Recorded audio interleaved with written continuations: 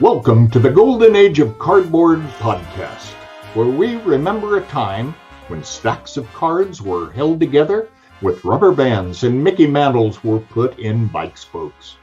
We hope you will enjoy and reminisce as you come along with us as we tell stories about the baseball cards from the Golden Age of Baseball. We will examine the state of the vintage baseball card market and talk to some of the greatest collectors in the hobby. You won't be hearing us talk about any chrome or shiny cards here. Now, to take you on this retrospective journey, here's your host, direct from the shallow end of the gene pool, my son, Mike Moynihan. Yo, and hello, everybody. Welcome to the Golden Age of Cardboard podcast, special Hobby Palooza 2023 edition. Yeah, I made Hobby Palooza, so I get an hour to talk about whatever I want. And I'm also going to dovetail it into a nice episode of Hobby Palooza where usually, we talk vintage on the podcast. So if you're not familiar with the podcast, it airs on YouTube, on Bench Clear Media, and pretty much podcast wherever you can get them. If I sound different today, it's because I am battling a sickness. I'm sick and it's no fun, but I got to power through it for the benefit of, everybody out there that actually cares to hear what I have to say, which all three of you, I'm powering through it for you guys. But today we're going to talk about a topic that is interesting. It might be a little controversial. I want to first say to everyone, thanks so much for being a part of Hobby Palooza. We'll talk about that. I'm just going to bring my guest on now. It's my great friend, Josh, Rated Rookie. Good to see you, man. Getting the band back together. We're getting the band back together.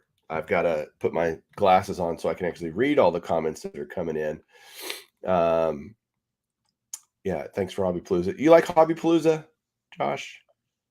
It's been fun, man. I don't know how we're going to follow Pepino and Lou Rock Mangini. That was fun. We'll have to do our best, but, tough act to follow. What are you going to do? I made the schedule, so I did it to myself, I guess. That's right. Put myself right after Pepino. But, man, it's interesting. I got to give some props to some friends that have helped, being that I was sick. And last year, dang near killed me taking care of all the back end stuff. I've had my two Johns, 3D80s Kid and That 70s Card Show, and Danny Black all helping engineer different episodes and different hours and give me a break to where I can just enjoy watching like the rest of you. So thanks to you guys. But let's talk, Josh, let's just make this point about iconic. What makes a sports card iconic? First question for you. Do you think that's an overused term in the hobby? I definitely think it's overused. Yeah, everyone thinks their cards are iconic. We can get into what it means, but I definitely think it's an easy term to throw out there. What do you think? Totally overused. I didn't really notice it as much until Dave started, Blue Jacket called people out on it. And I'm like, now that you think about it, people do call a lot of cards iconic that maybe I don't agree with being iconic, right? All the time, man. All the time. So you said, let's define what it is. Well, I'm going to give you the dictionary definition of what so iconic is, a derivative of icon. And an icon is a person or thing that is revered or idolized. So if you think about that definition of an icon and or then being iconic,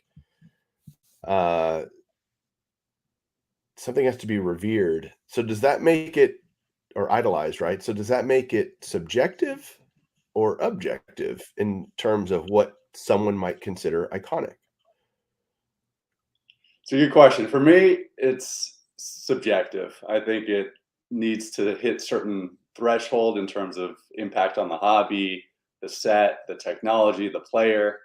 But ultimately, I think people have their different lists. I came up with my 100 iconic cards in my last video. I tried to pick stuff that hopefully has stood the test of time. But what do you think, subjective or objective? I think it's incredibly subjective, which means it is doomed to be misused, overused, whatever. I do agree with John's comment here. Norman is definitely iconic, but does the player have to be an icon for his cards to be iconic? I don't think so. I mean, for me, this card's iconic, right? Was Billy Ripken an icon? No. Not necessarily, right? But if you're trying to tell the history of the hobby, if you're trying to say you were asked to go into a school and give a presentation, on baseball cards and tell the history of baseball cards, what are the cards that if you were given unlimited budget, would you bring with you, right? And I don't think it necessarily has to be the most expensive cards. Obviously, the 52 Mantle is going to be in there, but it can also be the Billy Ripken. I think it'd be great if you brought that Billy Ripken to a school and showed it to a bunch of kids. That'd be, you might not last long. Right one. There's like the scribble and the white box. I mean, 89, that was like a ghost, right? Like you were trying to chase all the different versions. PWCC had their list of iconic cards, which we can get into. But to me, they left off some big ones. Okay. So it's funny that we have all these people, let's call them hobby experts. PWCC, Mike Payne did 300 great cards of the 20th century. You might as well have called it 300 iconic cards of the 20th century, right? So we got the book here. There you go. You got the book. Mine's right there on the standing up there. So not all those cards are iconic, but who's going to remember Billy Ripken 100? Maybe not Billy Ripken, but they will know that card 100 years from now. You agree? If you're in the hobby, you're going to know the Billy Ripken card. Yeah, because if you're trying to tell the history of baseball cards, that one's important because of the era, right? And obviously it was lewd, but era cards were huge. The reverse negatives, the Dale Murphy, the Juan Gonzalez for, your collection, I'm sure was huge. So, era cards have been really important. And I think if you're telling the history of the hobby, you got to include that. Yeah, no doubt. So why don't you show me some cards that you would think is iconic and make an argument for why you think so? Yeah, sure. So I grabbed a few. I mean, no brainer, the 89 Griffey, right? Upper deck. To me, that's in the Mount Rushmore of cards. If we're picking like 4 baseball cards to tell the history of the hobby. Does a card need to be old to be iconic? That's a tough one. Yeah, because I decided to include the Luca in my list. So is this card iconic yet? Yeah, that's iconic. Okay. It is. But is that card more iconic than his Bowman Chrome rookie auto? Yes. I would say yes. I don't know. That's the whole point of this discussion. Can you tell us the name of the book? Somebody's asking. Yeah, it's 300 Great Baseball Cards of the 20th Century by Mike Payne. It's actually a really good book. You can follow the registry, but to me, there are a few misses also in here. Like, sorry, Mike, but the 91 Ultra Update Juan Gonzalez, that one hasn't stood the test of time to me. It would be interesting if someone redid that. So then that brings the question up, does iconic status change over time? Can something be once iconic and then less? Or not thought so anymore? Yeah, or become more over time, right? Has the OJ card become more iconic? You could argue that. I see a lot of comments for the 84 Donruss Mattingly. I think that's huge. I see some comments for this card. So does Bo Jackson become more iconic when there's the next 2-sport athlete? Could definitely happen, right? Yeah. He was icon. He was an icon, and that card of his, the 90 score bow nose card is just iconic for the time, what it meant at the, I mean, all young men my age wanted to have that poster in their room, you know. Right. Bow nose. Bow nose. And no one will tell you today that any Juan Gonzalez card changed the course of the hobby. Yeah, that's sad and true, John. Ray, I've heard of this book before. Ray owns every copy. All right, I've got a couple. Would you say, I do think age matters on something becoming iconic. No offense to Juan Soto, but his card's not iconic yet. You know, it might be over time if his career plays out properly or whatever. I think that age matters. I mean, I don't know. Let's see. Let me get some old cards here. I've got a ton of cards sitting here. Is this an iconic card? Ted Williams, 48 Lee. Yeah, absolutely. But can a player have more than one iconic card? Yeah, I mean, a lot of people would go with that card over his rookie, which is in black and white, right? Because it's such a striking image. So if you're telling the history of the hobby, going back to that point, Ted Williams has to be in there. And maybe that's the splendid splinter you pick. Yeah, I might pick his 41 play ball, or, you know, is this an iconic card? Oh, yeah, absolutely. But why would this card be more iconic than his 51 Bowman rookie or his 52 tops? Or it's a good question. Which of these two? Whoop, flip it. Which of these two is more iconic? dude, that's a lot of awesome maze on the screen right now. That's right. What? Pick one. I don't want to have to. That's the problem. I don't want to have to pick only one. Neither maze is iconic to me. See, I'm reading these comments, and it's fascinating to me how we use this word. Is this an iconic card? Yeah. But you could argue easily that this card is iconic because of its place in the hobby, the card that shouldn't have been, you know, and there's a story behind not just the player pictured on the card, but the card itself. That's right. Yeah, I mean, this is where it gets interesting. If you're picking 100 cards or 300 cards, you're starting to cut things out, right? So now you can't have 3 maze cards, perhaps. Maybe you only have to go with 2. Maybe you can't have 3 Ted Williams cards. So what's the argument for picking your one Ted Williams? Wow. I don't know that I'd have a good argument. Yeah, because the default is to go with the rookie card, right? But maybe if there's a non-rookie, for the Bo Jackson, to me, the black and white one's more important than his rookie cards. Correct. I agree. How about 53 Bowman Pee Wee Reese? Now you're just pandering to the host. Isn't that your favorite card? It is, but it's also iconic because it was kind of the first real action shot, right? And it was different, and it was in color, and it was just. Is Pee Wee Reese an icon? No, Hall of Famer, sure, but that card can't tell the story of the hobby without it. I think that's a great definition for iconic sports cards. Can you tell the story of, and you'd probably have to even break it down by sport, but can you still tell the story of basketball cards or football cards or baseball cards without talking about this card? And if the answer is no, then it's pretty iconic.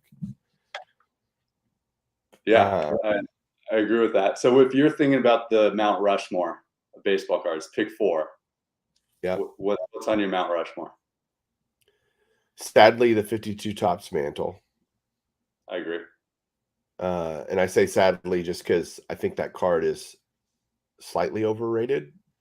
I hate that people call it his rookie and it's not. Here's his rookie right there. That's a rookie card. That's the rookie. So and I would call this iconic too, but it would not be on the Mount Rushmore of cards. I would put the Wagner on the Mount Rushmore of cards. I would put probably the 89 Upper Deck Griffey on the Mount Rushmore of cards. Me too. And then the fourth one's, I think, the hardest one. So that's three. You agree with the first three? I agree with the first three, but I don't think we're going to agree on the last one. God, the fourth card. See, to me, it has to be a Ruth card. But I don't know which one I would pick. Would we pick? Do you have this one handy? Let me find it. Yeah, I do, but this wouldn't be it. No, I don't think so either. We bought those within 24 hours of each other, didn't we? At the same show. Wow. To this me, would probably be number 5, Bill, for me. Okay. I'll show that one too. But what's number 4 then? Oh my gosh. Jackie? Maybe the 48 leaf, 49 leaf? It's definitely in the conversation. For me, it's this one. But I can see why you wouldn't pick it. Oh, love it. The issue with it is it's obviously not a rookie card, and there's 4 variations, right? So if you're talking iconic, the Jackie is the one, everyone thinks about that card. Everyone thinks about the Hank Aaron 54 tops. For the Ruth pick, I feel like you need that on the Mount Rushmore, but I can see it being argued away. So most iconic player in the hobby overall, Mickey Mantle. Yes? 100%. Any doubt about that? Somebody made a comment earlier about, can all Mickey Mantles be iconic cards if he's the icon of the hobby? I mean, to me, no, because there's definitely some oddball Mickey Mantles that don't have that, it needs to be recognizable, right? Even if it's a rare card, you still got to recognize it. And there's some Mickey Mantles that not everyone recognizes. Okay. All right. We got some votes for their Mount Rushmores. We've got Wagner, 52 Mantle, 89 Griffey, and 2011 Trout. I don't think that's interesting. I mean, I don't know that the Trout's gotten there to me. I'd rather have the Ruth every day of the week, twice on Sunday, than a Trout card. But yeah, but if you're talking the last 30 years, what's the biggest baseball card of the last 30 years? Definitely that Trout, right? Yeah, it is. 54 Red Heart Mantle is iconic. Wow. It's so funny to see I'm reading the comments, and it is interesting to see how many different opinions there are on this subject.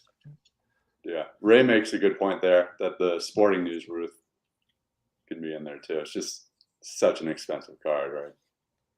Yeah, it is. And yeah, does it iconic need to be obtainable? I mean, all of us would say the Wagner is iconic, and none of us will ever own one. So maybe not iconic. Definitely greatest Sandy Dodger Koufax of all time, probably his only rookie. In the last show they were talking about, like, if you see the rookie, immediately in your head which one it is, right? And same thing with the Sandy Koufax. There's no debate. Whereas, some people might think of different Trout cards. So I totally agree that recognizable needs to be part of the discussion of a card being iconic. Trying to find a particular card that somebody was talking about. I don't know if it's in this stack or this stack. Oh, I found it. Iconic? Definitely. 53 Topps page. Only Topps card, right? A Satchel Paige. One of the great pitchers of all time. If you were to think of a set that might have the most iconic cards, which set would it be? Probably 53 tops, right? Because that Mantle, to me, everyone knows that pose. The Jackie is card number 1 in front of the Brooklyn Bridge, which is awesome. That Satchel Paige, the maze you showed off. So right there, we're already at 4. What do you think? What's your Probably number 1 the T206 would be the card that would, or the set that would have the most iconic cards in it. You would have Bob, the Wagner. Would you have some of the really rare ones in there? Yeah. You know, what about, a Walter Johnson, right? Cy Young. Happen to have that one right here too. The problem there is variance as well, just like you mentioned on the 33 Gaudy Ruth. Do you use the portrait? Do you use the other card of a player that might have multiple shots? You could argue the red back Cobb and the green back Cobb are iconic, and it's pretty much the same card. The Lajoie, 34 Gaudy Lajoie would certainly be iconic, and none of us will ever own that card either. Sorry, I've got literally a giant stack of cards here that I'm just going through that are arguably iconic or not. Tons of Mantles sitting here. So here's maybe a weird one. Iconic? I think so, but to me, it would be really interesting if you did a top 100 iconic, because you start to make some tough calls. Like when I was going through, I did multi-sport, and I thought K-Line for sure would have his rookie on there. And then when it actually came down to it, it didn't make the cut for me. So when you're going through and you're like, this is, a no-brainer, but towards the end, you're going to have to make some tough calls. And I don't know if that one would make your top 100. I wonder how many truly iconic cards there would be. Is there 100? Is there 500? Is there 1,000? I think everyone, if you said there's 100, card number 101 is probably still a pretty darn good card. Yeah, I mean, going back to that PWCC list, like this didn't make their list, which I thought was crazy. Okay. This did not make their list. The 86 Donruss Canseco. I mean, this was massive. When he went 40-40, that was such a big deal. This card changed the hobby. So their list was multi-sport. They had a lot of basketball, I think, voters in there, so it kind of skewed their list.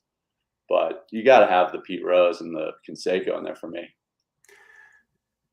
Yes, Canseco, in terms of hobby definition, if you're defining the hobby, the Canseco card has to be talked about. The McGuire 85 Tops Traded was a hot card when he was young, and an amazingly hot card during 1998, right? So that's where you get the sport greatness kind of spilling over into the card world, right?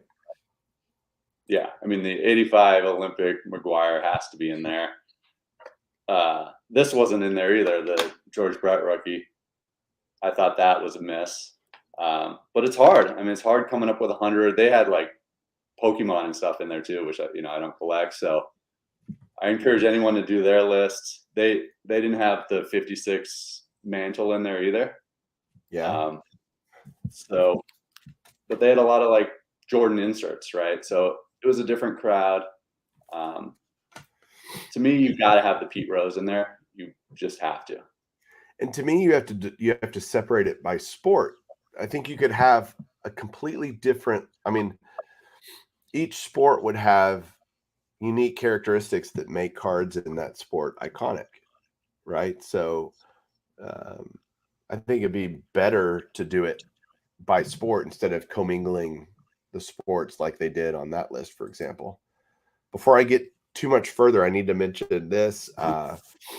Signatures for Soldiers has, they don't know we're doing this, but we're raising money for Signatures for Soldiers all weekend on Hobby Palooza. You can send the PayPal to me. That's my PayPal address. You can just send me PayPal anytime you want. But any money you send me this weekend is going to be donated to signatures for soldiers, I will give them the money at the National. They are the kind of sponsored charity of the National. Got to do it last year, and it was great to meet Tim and give that money to him. So please do that if you're so inclined. Would appreciate that. Great cause. And I like to say that you are such a vintage guy and love vintage so much that even your email address is dated. GonzalezNut@hotmail.com is just an amazing email address. Yes, it tells you A couple of things. The Juan Gonzalez part and then the Hotmail part. I don't know what's more dated. So Jeremiah is asking, what is Signatures for Soldiers? They're an organization that basically sells autograph cards or gets autographs, sells them, and uses that money to help wounded veterans and other veterans with all kinds of things. And so it just kind of ties sports cards and helping out our veterans all the same. So are there different levels of iconic? Yeah, I mean, if we're talking Mount Rushmore, if we're doing like the pyramid, it's just like the Baseball Hall of Fame, right? I mean, there's some people on the top of the pyramid, and then there's, Harold Baines at the base, right? Right. That's I think interesting. someone has a good point. Like, if you just ask a stranger, name a few baseball cards, they'd probably mention the '89 Griffey Upper Deck. They probably would mention the '52 Tops. Man, all right. Yeah, I would think so, especially any cards that are newsworthy, right? If you might have a chance to see that card being, it sells for some crazy astronomical amount of money, then that's probably an iconic card.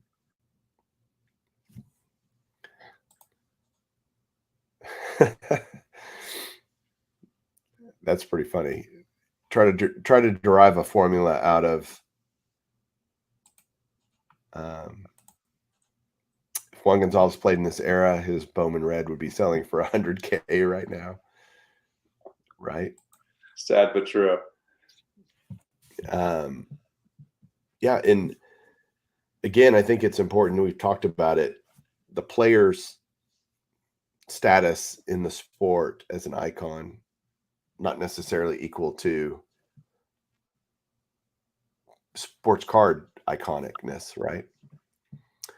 So Jordan would have a few cards on the list, right? I mean, the '86 Fleer Jordan probably is top 3 for me. Okay. What would be the Mount Rushmore of basketball cards for you? Oof, that's tough. I mean, for sure the Jordan, and then for sure the Magic Bird Dr. J rookie. I'd probably have 61 Fleer Wilt in there. Yep, me too. Fourth card's tough. I mean, you could get into Koozie. Fleer. You could do Bill Russell's rookie. You could do the Mikan. You could. I mean, probably. Mikan's a good choice, I think. It's a pretty rare card considering. Right. And, there's no equivalent to the Wagner, but it's probably the closest thing for basketball. He was like the first big man. Here's a vote for the Mount Rushmore basketball. Russell, Chamberlain, '86 Jordan, Bird, Magic, any Ben Simmons card. You got to have Ben Simmons. John's obviously drinking this morning. Kareem's another good one. Oh, the Kareem rookie. What about Pete Maravich? That's an iconic card, right? Yeah. I don't think it's top 4, but it's in there. Okay. Football. Jim Brown rookie. No question to me. Jerry Rice rookie. Okay. Bart Starr. Yeah. You could do Bart Starr, Unitas. There's the Unitas. That one actually didn't make the PWCC list. It's hard with the Brady. I mean, his Contenders is probably his most iconic card, but it's just, once again, so expensive. Sure. And then do you have Joe Montana? To me, that was like a huge card growing up. Yeah, football, to me, it seems like there's I mean, obviously I'm a baseball guy, but I also think about football, and I think of all these iconic cards in football, and I like those are cards I want to own in my collection to feel like I have a well-rounded collection. I don't need every football card, but I need a Montana rookie, which I have. I need a Rice rookie, which I have. I need a Marino and Elway, which I have. I need a Sweetness rookie, which I have. Lawrence Taylor rookie I want to have. And that's more of me. That's more me connecting because I watched those players all growing up. Emmitt Smith rookie, Barry Sanders, right? Yep. These are all players that I consider to be iconic. Therefore, I want to own their cards. Is that a wrong way to think about it? I don't know. Yeah, that's a great list. I mean, we need the Scotty Tradition out here. We need Bart, some of the real football experts, probably to break down the top four. But it's tough, man. 89 score, Barry Sanders, the Walter Payton rookie. It's tough. It's tough making a call to narrow it down to four. And then you have the really old guys. Somebody brought up Nagurski. That's right. So, God. Wow. Okay. 35 Chickley. I call it Chickley. I know it's Chickle, but Newt Rockney. The Namath rookie could certainly be Dan one. Marino Who's that? Dan Marino rookie, 84. Yep. Years Elway. Yep. So much debate. I love it, actually. Because I think what we're getting to is kind of a sports card being iconic is in the eye of the beholder. If you said, I think this card is iconic, who am I to argue with you? Right? Who am I to say, no, that's not iconic? I'm trying to look Yeah, at I think it is subjective, but it would be cool to see your list, and it would be also interesting to get like a group. I mean, that's what's cool about what Ray from Philly and the guys do around like the Baseball Card Hall of Fame, right? There's voting, and once you get enough people, there's a little bit more consensus. Yeah. But like any Hall of Fame, it's not perfect. And like you said, even in Mike Payne's book, there were a lot of misses. There's cards now that we would look back and would say, well, he should have included these cards, and he didn't. And he shouldn't have included these cards, but he did. Yeah, but some guys, Sammy Sosa didn't age well. Yeah, Sammy Sosa didn't age well. 88, Greg Jeffries. Yeah, I mean, how many of those chase cards do you have? The Greg Jeffries, the Leaf Kevin Moss, they're the Brian Taylor Stadium Club. You could do a whole list just on those. Yeah, Kevin Moss, Matt Nope. Like, I'm trying to think of all the guys that were huge, can't miss prospects. Strasburg. Thank you, Michael. I'm not feeling well, but I am. And iconic status definitely changes over time. I agree. What'd you say, Strasburg? I think I have that card right up here. Appreciate you playing through the pain, Mike. You're a trooper. I'm trying, but so remember that card? Oh yeah, Ben McDonald, Phil Plantier. The chat has plenty of other good ones in there too. Is this card iconic yet? For me, not yet. I mean, he's going to get in the Hall of Fame, right? Yeah, he probably will. I don't know that I think he should, but yeah, borderline Hall of Famer, and it's his biggest rookie card, so it wouldn't be in my top 100. Ooh, here's a good question. Could you break up iconic cards by era? I think you kind of have to. If you're trying to tell the history of the hobby, I think you have to. Like we just did the football list. You can't pick all 80s football cards and have that be your whole, iconic list or your Rushmore, right? You got to balance it out. What do you think, Mike? Right. I think the idea of eras is great. I mean, if you look at the Mike Payne book, he does break it down by decade, and kind of goes through different cards of each decade. I think that would be pretty great. I think this card is totally iconic. The 1990 100%. Reggie Upper Deck, especially the autograph card, first pack inserted autograph ever. Chase the Reggie, right, was a huge thing. And another one's like the first refractor, 93 finest. Like, would you go with the Griffey or the Nolan Ryan there? I feel like you got to have one of those cards in there. Yeah, I think you've defined it the best that I've ever heard, which is if you need this card to tell the story of the hobby, it's iconic. If you need that card to do it. And again, that's still subjective, because the funny thing is we would all tell a different story about the hobby. If we had a random person that knows nothing and we had to tell them the history of the hobby, there would be certain things that would overlap and certain things that would be unique to our experience, right? And to where we lived, to our environment. If you live in Philly, you're going to tell about Pete Rose. If you're in Texas, I'm going to talk about Nolan Ryan, or, more maybe than someone else. I'm going to have more Dodgers on my list. Pepino, man, he has 89 top Steve Jelks. I mean, the Jelks for him, I think that was his last remaining card to make the set. So that was huge for, his collecting journey. 93 Upper Deck. Oh, that 100% has to be in there. So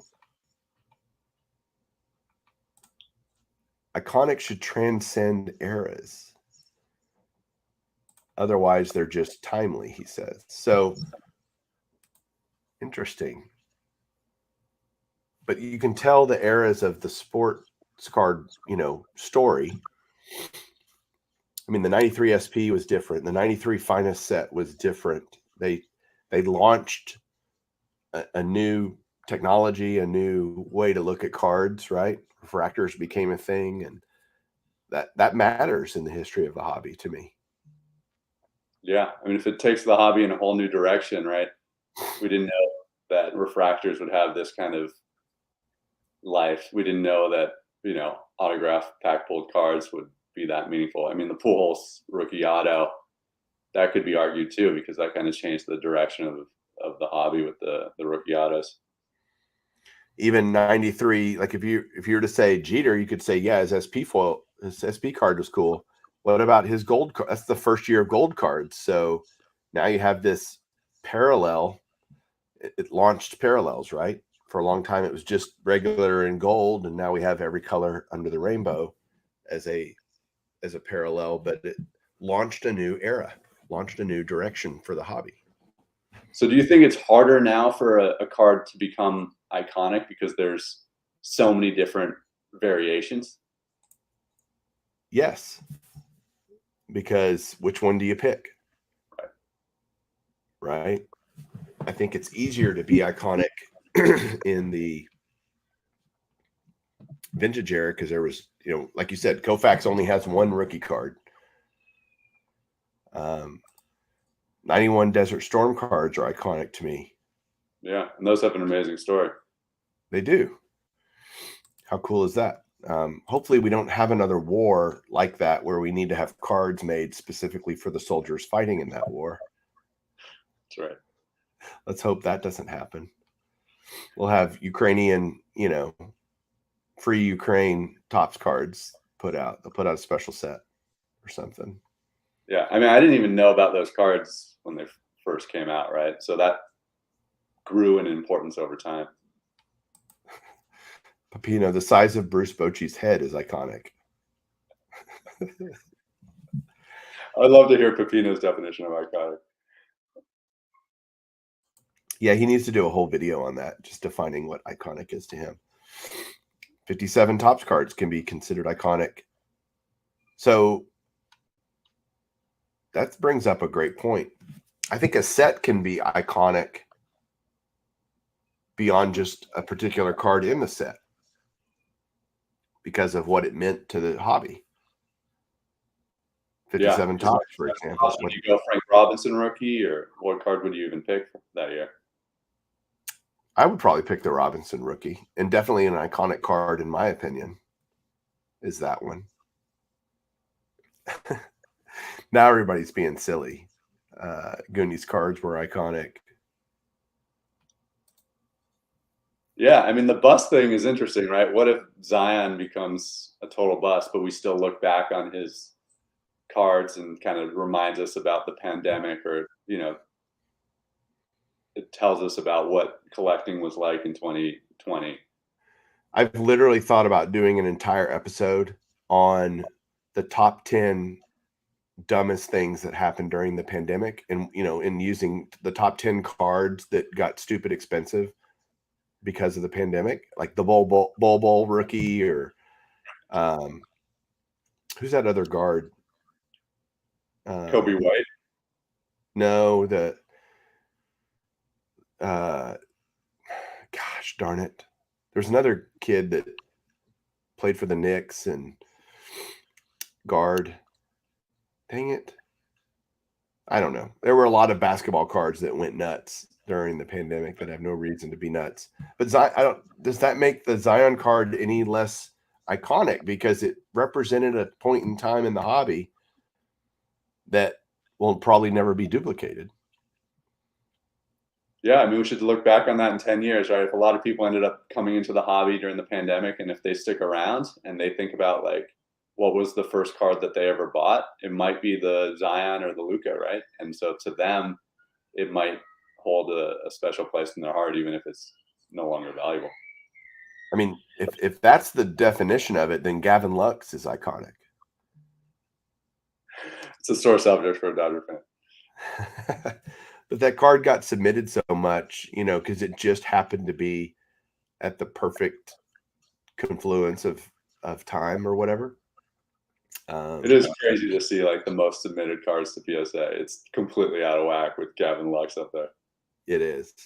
Yeah, here's a good one. Mark Jackson with the Menendez brothers. I consider that to be an iconic card. I agree. And that wasn't iconic when it came out. And it wasn't even iconic, 10 years ago. I think it was, like, discovered a little later when they saw that the Menendez brothers were sitting courtside. Yeah. I'm not thinking of Trey. Oh, that's just going to bug me. Jeremy Lee, Lynn? Yes. Jeremy Lin. That's what I'm thinking of. His cards were nuts for a while. Documentary on him. I mean, there's still a lot of Lincoln lectures out there. I know a couple. Mike, do you have the Ted Williams giving the thumbs up card? Which card is that? I don't know. I don't remember a Ted Williams card with him giving a thumbs up. Tell me what it is, and I may have it. So are there any iconic cards on your list for the National? Yes. Hold on, I have my list right here. Do you still have the countdown clock to the National on your phone? I do. Love it. Yeah, let's see. We're at just under 30 days from today. We'll be at the National. 1 month. I'm kind of mad you're not rooming with us, but hey. Next time. That should be a fun room, though. The 33 DeLong Gehrig is on my list. I consider that to be an iconic card just because it's different. That's probably the only one on my list that's really iconic. Dave's going to watch this and he's going to want to shoot us probably, but Dave, drink every time Mike says iconic. Right. What about you? Do you have any iconic cards on your list? I mean, the one that's been on my list for a long time is the T206 Cy Young portrait. And the other one that's been on my list for a long time is the Tiger Woods rookie auto, the SP Authentic at a 900. That's a big card, though. So, would have to move some other stuff to get it. I think big shows like the National or whatever are times to buy that. I mean, I could buy those bigger cards, right? Those iconic cards, because you want to share that experience with other people, which is what shows like that are all about. Last year, I remember you bought the Bill Russell, right, at the National, and he died like the next day or something. Don't blame me for that, though. Oh, I totally don't. I just think you got incredibly fortuitous timing. That card would have been twice as much the next day.